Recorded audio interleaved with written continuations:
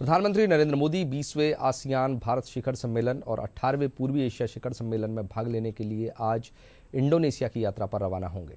दोनों शिखर सम्मेलनों का आयोजन आसियान के मौजूदा अध्यक्ष इंडोनेशिया द्वारा जकार्ता में किया जा रहा है। आसियान भारत शिखर सम्मेलन भारत आसियान संबंधों की प्रगति की समीक्षा करेगा और आपसी सहयोग के भविष्य की दिशा तय करेगा। भारत की अध्यक्षता में G20 का शिखर सम्मेलन 9 और 10 सितंबर को दिल्ली में होने जा रहा है। उससे पहले ही प्रधानमंत्री नरेंद्र मोदी का वैश्विक नेताओं से कई मंचों पर मिलने का सिलसिला जारी है। बीते दिनों साउथ अफ्रीका में हुए ब्रिक्स सम्मेलन के बाद आसियान सम्मेलन इंडोनेशिया में हो रहा है। इस दौरान आसियान भारत शिखर सम्मेलन होगा तो पूर्वी एशिया शिखर सम्मेलन का आयोजन भी होगा।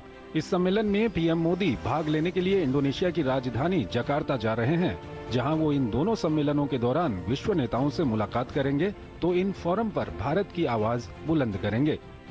G20 की मेजबानी की व्यस्तता के बीच प्रधानमंत्री मोदी अपने बेहद व्यस्त कार्यक्रम में से समय निकालकर 7 सितंबर की सुबह जकार्ता पहुंचेंगे, जो ये बताता है कि भारत के लिए आसियान समेत पूर्वी एशिया के ये देश कितने अहम हैं। पिछले साल पीएम मोदी आसियान भारत शिखर सम्मेलन में हिस्सा नहीं ले पाए थे, इसलिए साल 2022 में आसियान देशों के सभी सदस्यों के विदेश मंत्रियों की दिल्ली में भारतीय विदेश मंत्री एस जयशंकर के साथ बैठक हुई थी, जिसमें आपसी सहयोग के 17 सूत्रीय एजेंडे को अंतिम रूप दिया गया था। आसियान देशों के साथ भारत के सबसे बड़े एजेंडे में मुक्त व्यापार समझौते की समीक्षा को अमली जामा पहनाना शामिल है। भारत और आसियान देशों ने FTA की समीक्षा को साल 2025 तक पूरा करने का लक्ष्य रखा है। भारत और आसियान के बीच 25 साल की डायलॉग पार्टनरशिप, 15 साल की समिट लेवल इंटरेक्शन और 5 साल की स्ट्रेटेजिक पार्टनरशिप है। आंकड़ों के लिहाज से देखें तो भारत और आसियान के बीच सहयोग तेजी से बढ़ रहा है, तो अभी भी इसमें कई संभावनाएं बरकरार हैं। आसियान भारत का चौथा सबसे बड़ा व्यापारिक भागीदार है। आसियान के साथ भारत का अनुमानित व्यापार भारत के कुल व्यापार का लगभग 10.6% है। भारत के कुल निर्यात का आसियान से निर्यात लगभग 11.28% है।